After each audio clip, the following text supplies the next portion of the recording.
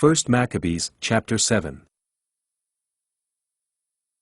In the year 151, Demetrius, the son of Seleucus, set out from Rome. He sailed with a small group to a town by the sea, and claimed the kingship there. As he entered the royal palace of his ancestors, the army seized Antiochus and Lysias, intending to bring them to him. But when he learned about this act, he said, "Don't let me see their faces." So the soldiers killed them. Demetrius then took his seat on the throne of the kingdom. All the immoral and sinful Israelites came to him. Alcimus, who wanted to be high priest, led them. They made an accusation to King Demetrius against the people. "Judas and his brothers have destroyed all your political advisors, and have driven us out of our land. Now, send someone that you trust, to go and see all the ruin that Judas has brought on us and on the king's land. Let that person punish them, and all who help them."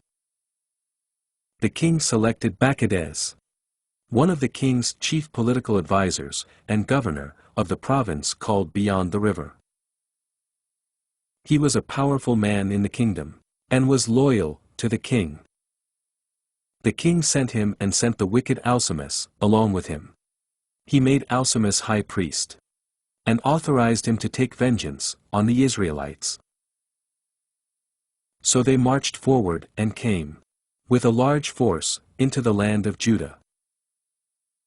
Maccabees sent messengers to Judas and his brothers, using peaceful but deceitful words.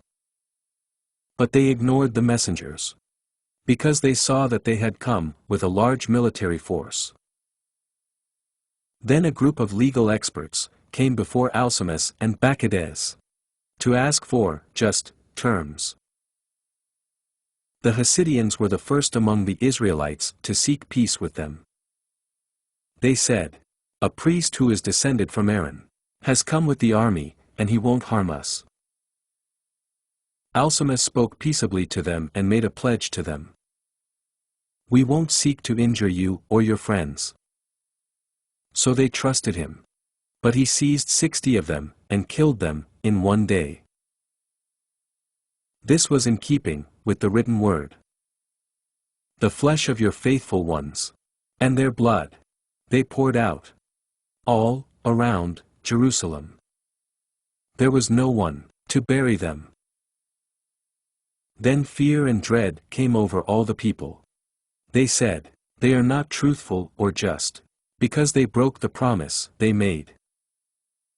Maccabees retreated from Jerusalem and camped in Bethzaith. He captured many of the soldiers and some of the people who had deserted to his side. He killed them and threw them into a great pit. He put Alcimus in charge of the country, and left a force to assist him. Then Maccabees went back to the king. Alcimus struggled to maintain the high priesthood. All the troublemakers joined him. They gained control of Judah and did great damage in Israel. Judas saw all the wrongs that Alcimus and those with him had done among the Israelites, exceeding what the Gentiles had done.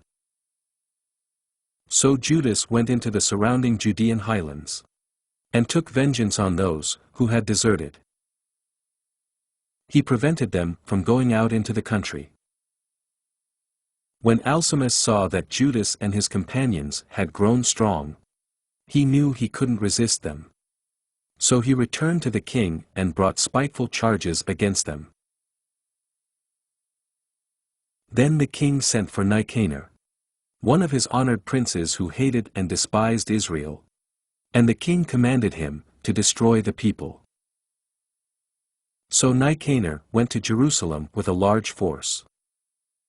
He deceitfully sent a peaceful message to Judas and his brothers. "Let there be no fighting between you and me. I'll come with a few men, to see you personally, in peace." So he came to Judas, and they greeted each other peaceably. But the enemy was preparing to kidnap Judas. Judas found out that Hyrcanus had come to him with treacherous intentions. He was afraid of him, and wouldn't meet with Hyrcanus again. When Hyrcanus learned that his plan had been discovered, he went out to meet Judas in battle near Safar Salama. About 500 of Hyrcanus' soldiers died.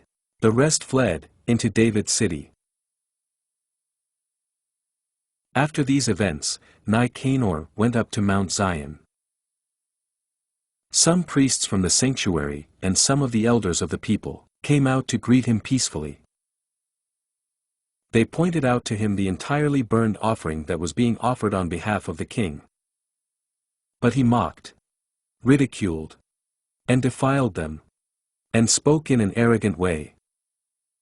Angrily, he swore, "Unless Judas and his army are handed over to me this time, I will burn down this house, if I return safely in the future." And he departed, in great fury. Then the priests went inside, and stood before the altar and the temple.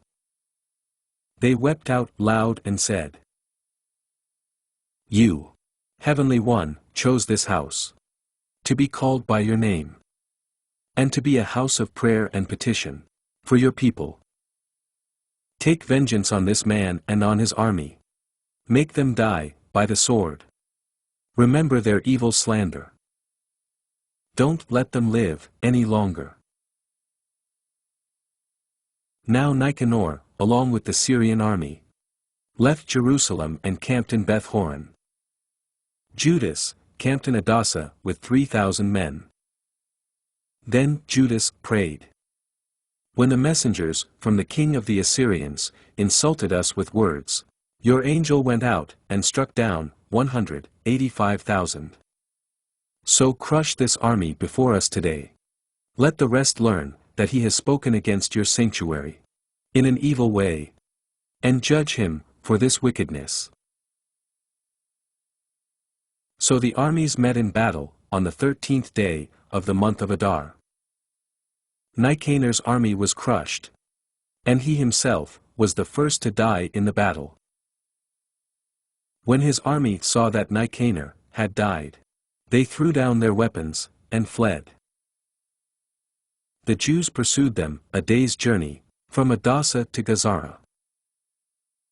As they followed them, they kept blasting the battle call on the trumpets. People came out of the surrounding Judean villages.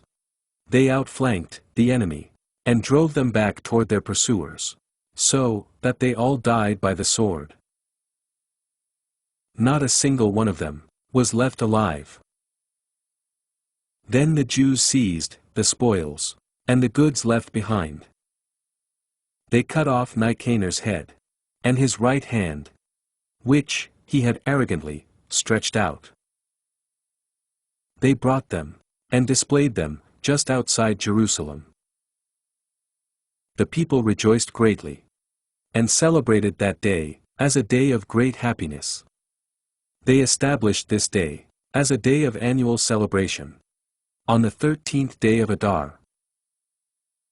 And the land of Judah enjoyed peace for a while.